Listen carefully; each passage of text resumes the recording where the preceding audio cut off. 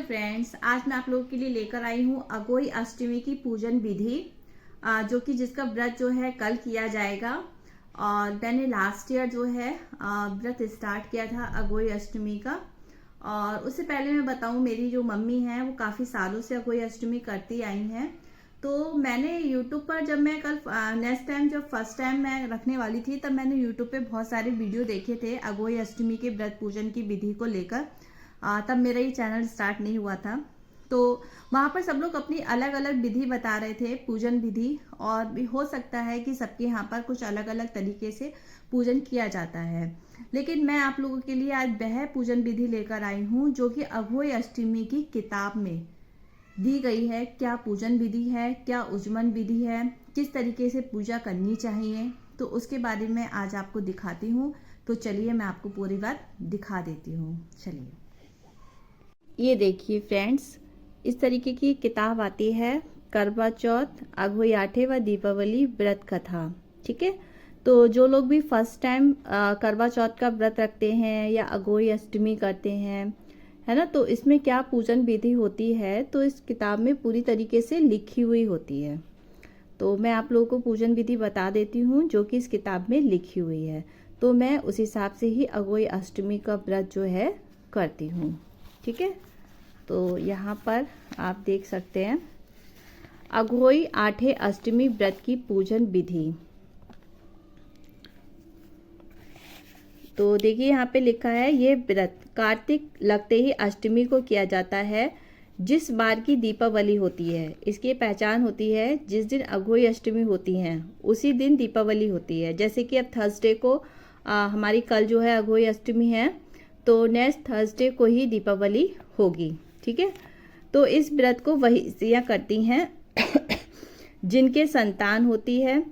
बच्चों की माँ दिन भर व्रत रखती हैं। अब यहाँ पर लिखा है जैसे जिनकी संतान नहीं होती है तो वह संतान प्राप्ति के लिए भी व्रत को कर सकती हैं, और जिनकी होती है वह भी कर सकती हैं। ठीक है, सायंकाल दीवार पर अष्टकोशा की अघोई पुतली। अब यहाँ पर मैं थोड़ा सा शॉर्ट में बता दूंगी। पहले के टाइम पे जो व्रत करते थे वो दीवार पर जो है अघोई माता को मनाते थे, और उसमें स्याही के बच्चे वगैरह सारे चित्र जो है एक दीवार पर बनाए जाते थे। पर अब तो जो है एक कैलेंडर आता है जो कि मैं आपको दिखा दूंगी।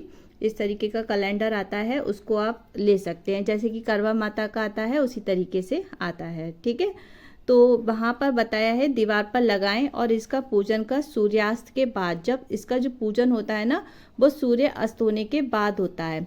तारे निकलने पर अघोई माता की पूजा करने से पहले पृथ्वी को पवित्र करके, जहाँ पे भी आप पूजा करेंगे वहाँ के फर्श को जो है साफ कर लेना है, और जो भी चौकी वगैरह है उसको रख लेना है, और उस पर एक चौक पूर लेना है। चौक मतलब आटे से चौक बना लेना है, और उस पर एक लोटा जल भरकर रखना है, और एक पलटे पर कलश की भांति रखकर पूजा करें। यानी कि अब जैसे कि मैंने यूट्यूब पे वीडियो में देखा तो उसमें डबल जो है रखा जाता है, एक में जल रखते हैं, एक में अनाज रखते हैं। तो फिलहाल इस विधि में तो ऐसा नहीं लिखा है, तो मैं ऐसा डबल नहीं करती। मैं सिर्फ एक बड़ा लोटा लेती हूँ जिसमें जल भरती हूँ, और उसी लोटे के रखने से पहले मैं क्या करती हूँ, उसके नीचे थोड़े से गेहूँ डाल देती हूँ, और उसके ऊपर मैं कलश रखती हूँ। जैसे कि अब मैं पूजा कल करूँगी तो मैं वो भी वीडियो आपके साथ शेयर करूँगी। तो अभी मैं आपको विधि बता देती हूँ, जो भी फर्स्ट टाइम कर रहे हैं तो अगर आप इस विधि से करना चाहें तो कर सकते हैं। ठीक है, तो चौक पूरकर एक लोटा जल भरकर एक पलटे पर कलश की भांति रखकर पूजा करें, और अघोई माता का पूजन करके जो है माताएं कहानी सुने। पूजा के लिए माताएं पहले से एक चांदी की अघोई बनाएं जिसे स्याऊ कहते हैं। ठीक है, वो अभी मैं आपको दिखाऊंगी कैसी होती हैं। और उसमें जो 2 चांदी के मोती डलवा ले, यानी कि जोड़े से पड़ते हैं। और जिस प्रकार गले में पहनने के हार यानी कि पेंडल होता है, उसके बारे में यहाँ पे बताया गया है, तो वो सब मैं आपको अभी दिखा दूंगी। अब मेन क्या है, यहाँ पर अघोई माता की रोली से चावल, दूध व भात। अब यहाँ पर दूध और भात का मतलब दूध और चावल। ठीक है, तो दूध और भात इसलिए यहाँ पर मैं जो है खीर बना लूँगी, तो उसमें दूध और भात दोनों ही आ जाएंगे, से पूजा करेंगे। और जल से भरे लोटे पर जो है, जो हम जल भरकर लोटा रखेंगे ना, उस पर हम सतियाँ बना लेंगे। ठीक है, स्वास्तिक का निशान जिसको सतियाँ कहते हैं। और एक कटोरी में जो है हलवा बनता है, और रुपए बायना निकाल कर रख दें। ठीक है, और 7 दाने गेहूं के लेकर कहानी सुने। बहुत ही सिंपल सी पूजन विधि है अघोई माता की, कुछ भी नहीं करना है। कहानी सुनने के बाद अघोई स्याऊ की माला जो है, जो हमने पहनी थी चांदी की जो रखी है, उसको गले में पहन लेना है। और जो हमने पैसे थोड़े से निकाल के रखे थे और कटोरी में जो हलवा रखा था, ठीक है, वह अपनी सासू माँ को पाँव लगकर आदरपूर्वक दे देने हैं। इसके बाद चंद्रमा को अर्घ्य देकर भोजन स्वयं करना है। अब यहाँ पर चंद्रमा अगर नहीं है तो आप तारे देखकर भी पूजा कर सकते हैं। अच्छा, अब जो अघोई माता जो आप पेंडल जो धारण करेंगे उसको कब तक पहनना है, तो वो भी इसमें बताया गया है कि दीपावली के बाद किसी शुभ दिन अघोई को गले में उतार कर उसको गुड़ से भोग लगाएं और जल के छींटे देकर मस्तक झुकाकर रख दें। अब यहाँ पर मेन चीज़ क्या है जो कि यूट्यूब पे अलग अलग वीडियो में बताई जा रही है, मेन चीज़ आपकी यहाँ पर है, उसको ध्यान से सुनिएगा। मेरी जो समझ में आया वो मैं आपको बता रही हूँ। मेरी मम्मी बहुत सालों से करती आ रही हैं, तो मैं भी वैसे ही करती हूँ। यहाँ पे लिखा है जितने बेटे हैं, ठीक है, उतनी बार तथा जितने बेटों का विवाह हो गया हो। अब मतलब मान लीजिए अभी आपके एक बेटा है, एक संतान है, तो आपने एक जोड़ा मोती पहन लिया, ठीक है। उसके बाद में आपकी कोई दूसरी संतान होती है तो आप फिर से 2 जोड़े यानी कि एक जोड़ा मोती फिर से धारण करेंगे, जिससे जैसे आपका वंश बढ़ेगा, मतलब आपके अगर संतान हो रही हैं तो आप उस तरीके से मोती को बढ़ाते जाएंगे। लेकिन अगर आपने लेट शुरू किया है, मान लीजिए आपका बेटा बड़ा है ना, अब आपने व्रत शुरू किया है, तो जब बेटे का विवाह होगा, ठीक है, तो उस विवाह में भी आपके घर में एक नया सदस्य आएगा, आपकी बहू आएगी, आपका घर बढ़ेगा, है ना, तब भी चांदी के 2-2 दाने अघोई में डालते जाएं। ऐसा करने से अघोई माता जो है प्रसन्न होती हैं और दीर्घायु करके घर में नित्य नए मंगल करती हैं। इस दिन पंडितों को पेठा दान करने से शुभ फल प्राप्ति होती है। अब अगर मैं स्पष्ट करूं तो यहाँ पर ऐसा कहीं नहीं लिखा है कि आपको हर साल जो है मोतियों को बढ़ाना ही है, ठीक है। यहाँ पर देखिए साफ साफ यही लिखा है कि जितने बेटे हैं उतनी बार और जितने बेटों का विवाह हो गया हो उतनी बार चांदी के 2-2 दाने जो है अघोई में डालने हैं, ठीक है। अब ये तो रही आपकी अघोई माता की वो पूजन विधि जो आपने जैसे कि शुरू कर दिया, ठीक है, तो आपको कंटिन्यू करना है। लेकिन अगर आपने जैसे कि फर्स्ट टाइम अगर आप अघोई माता की पूजन विधि कर रहे हैं तो उसके लिए सबसे पहला जो व्रत किया जाता है उसमें कुछ उज्जमन किया जाता है। अब ये उज्जमन जो है जो पहली बार अघोई अष्टमी करते हैं उनके लिए होता है। दूसरा, आपके घर में कोई नया सदस्य आता है, ठीक है, जब आप अपने माला में मोती बढ़ाते हैं तो उस समय ये उज्जमन किया जाता है। और अगर आप चाहें तो हर साल भी आप इसको कर सकते हैं, ठीक है। तो उज्जमन क्या है, तो जिस स्त्री के बेटा हुआ हो अथवा बेटे का विवाह हुआ हो उसे अघोई माता का उज्जमन करना चाहिए।